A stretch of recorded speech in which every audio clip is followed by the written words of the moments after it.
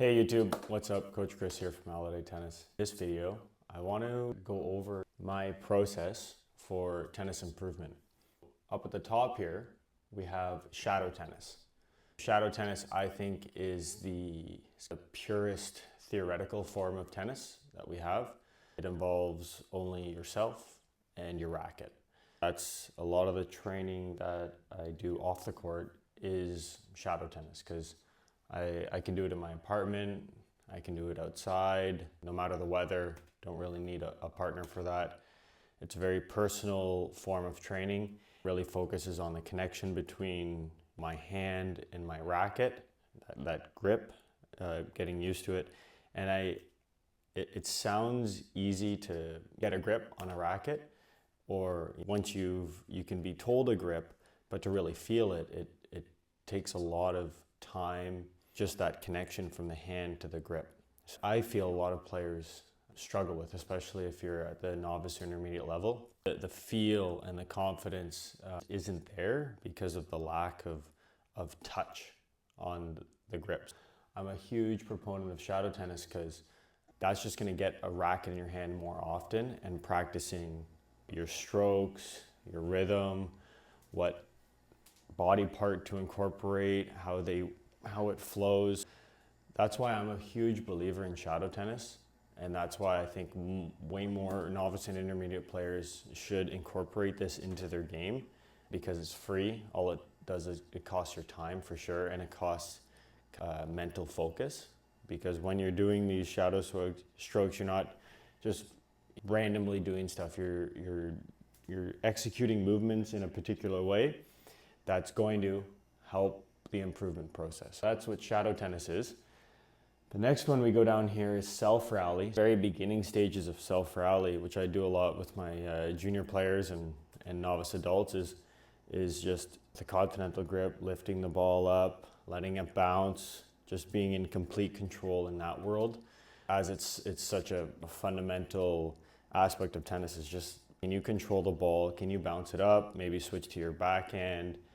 Can you do that 10 times in a row, 20 times in a row? That's another really good feel, and it's a nice progression from the shadow tennis, which doesn't involve a ball. So shadow tennis is just yourself and your racket, imitating these strokes, getting in that flow. We introduce a ball in self rally, so the first progression is just lifting it up off the ground. And then I would say the next progression that all tennis players would really benefit from is hitting a ball off the wall training. It's completely in your control. If you blast the ball and it's completely out of control, you're not going to be able to hit a next shot. And that's something that, as a rally facilitator, when I'm working with players, I'm really enforcing that there is another player on the other side of the court, that you have to, at least in initial stages, you have to be cooperative with them. So you have to learn how to take a little bit of power off your stroke, be a little bit softer, learning how to lift the ball a little bit, so you're giving your partner a little bit of an easier chance to hit the ball. And that's all done in the self rally, because when you're on the wall, it's you, the wall, and the ball. We've added a ball, and we've also added a wall. That's kind of the next progression from the shadow tennis. And the wall is fantastic. You can really work on your rhythm, you can groove, you can settle into your strokes and not really worry about other variables, because you're theoretically in control of everything. That's a really good way to learn, okay, what do I need to work on? Are my grips correct? Because every time I hit a topspin ball, it hits the ground first and not the wall. So my grip's right. Maybe I should lift up. This is a potential thought process of being on the wall. But I've, in the past 3 years, most of my training has been in the shadow tennis world. And now I'm starting to really see the benefit of self-rallying on the wall. Just to kind of get these nice reps in, work on, let's say, on my one-handed backhand, keeping that non-dominant hand on the racket a little bit longer to get under it. And I could work on it in cooperative and competitive too. But I mean, right now we're in April, it's snowing outside. Typical season hasn't started yet, so there's not really much of an opportunity cost to be working in the shadow tennis and the self-rally world. And it's great early season just to kind of get some reps. That's self-rally. The next one we're going to go to is cooperative. This is how you should be approaching, let's say, a match warm-up, is you should be hitting a ball that your partner or your opponent can hit back to you, and they're not struggling to do so. I'm a big proponent of learning how to be cooperative at half court. I like to put a target down. My players really try to focus on hitting that target, which is halfway between the service line and the net. And that really kind of slows my players down, makes them think, and really doing less than you have to. Because a lot of players, if you put them at half court, it's not going to be a really long rally because the pace is going to be increased too quickly. And if one player hits the ball a little bit harder, the player on the other side of the net has to have a high enough skill level to slow the ball down while keeping the rally going. That's one of my roles as a coach, is to be able to rally with players of all abilities, and we're able to keep the continuous rally. But you got to imagine that you don't have another coach on the other side, you have another player at a similar skill level. And that's where that cooperative element is super important, because we now have a ball, we have someone on the other side of the court. We've introduced that other variable of a partner. We have to respect the partner, and hopefully they respect us. And I like to say that cooperative rally is like a conversation. You're talking to each other gently. You're not yelling, right? You're not hitting the ball super hard. You're not getting fired up. It's cooperative. The goal is to work together. You're on the same team.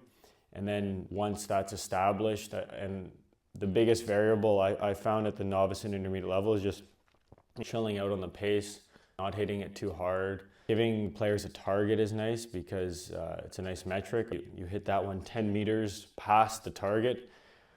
What do you think you might want to do to make it a little bit easier for a partner? Probably hit it a bit softer. And then once you hit it softer, you're then able to hit it softer with a little bit of topspin, brushing up there. How can we do 10 slices in a row? One person slicing, one person hitting topspin, and with the explicit purpose of you're on the same team, you're helping each other. So that's cooperative. And the next one and the final one is competitive. That's when you're playing points. You're trying to not hit the ball to your partner. You're trying to make them make a mistake, make them not have the ability to hit the ball. And that should be the final product of this improvement process, but it's not the end. Let's say you're working on, for example, your serve, shadow tennis. You got to understand, I'm tossing it a bit to my right, understanding kind of that pronation. Got that down.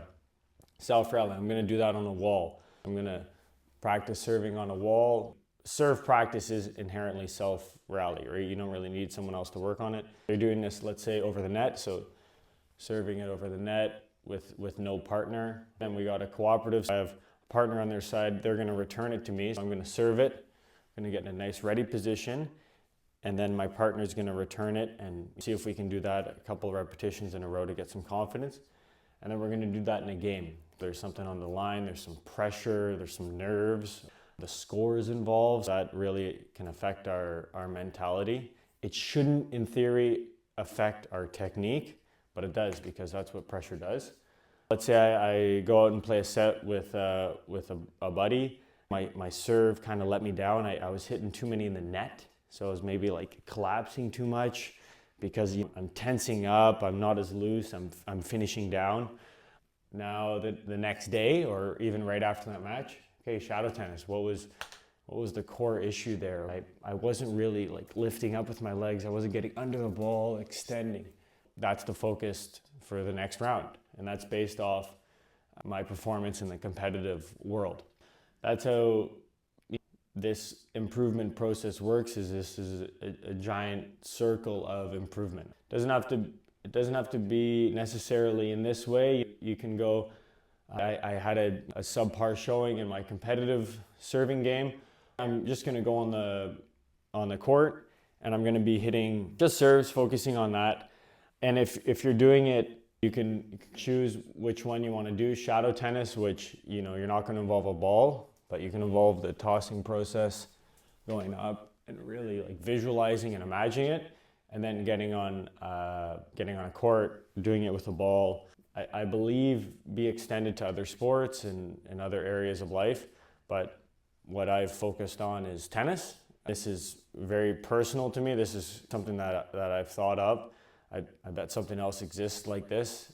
Just I haven't seen a program with an emphasis on shadow tennis too much. So that's kind of the cornerstone of my tennis development is shadow tennis, because when you're in that shadow world, you have complete control over everything. There's a nice flow, there's no stress, and then hopefully that will trickle down into your competitive performance, which a lot of players want to excel at. I found that too many players put too much emphasis on this competitive aspect, which playing matches and playing points is phenomenal. It's fun. It is a learning process in itself. However, I find it's hard to also develop your skills if you're in that pressure environment too often. Just feel free to try some shadow tennis, try some self-rally, do a bit of self-development, and then obviously get out there with your friends and your opponents and hit some balls cooperatively and competitively, and just understand it's a long improvement process. I'm 30 years old now, and I'm playing the best tennis I've ever played. My understanding of what my body's supposed to do, the strokes, my fitness has improved. That's what keeps me engaged and excited and wanting to really develop more, because the sky's the limit. Realistically, it's kind of based on your drive, and if you still have that drive within you, and I think I do. I think I'm somewhat limited in competitive play here in Canada. There's not a lot of tournaments, so you kind of got to think creatively and make sure that your game's rock solid, so when you do step on that court for a competitive match, you're ready to go. Thanks for watching this video, entering a little bit of my tennis process mind, and hopefully might inspire you to try to look at tennis improvement a little bit differently and see how this could benefit you. If you haven't already, please like and subscribe. It's the best way to grow this channel. See ya.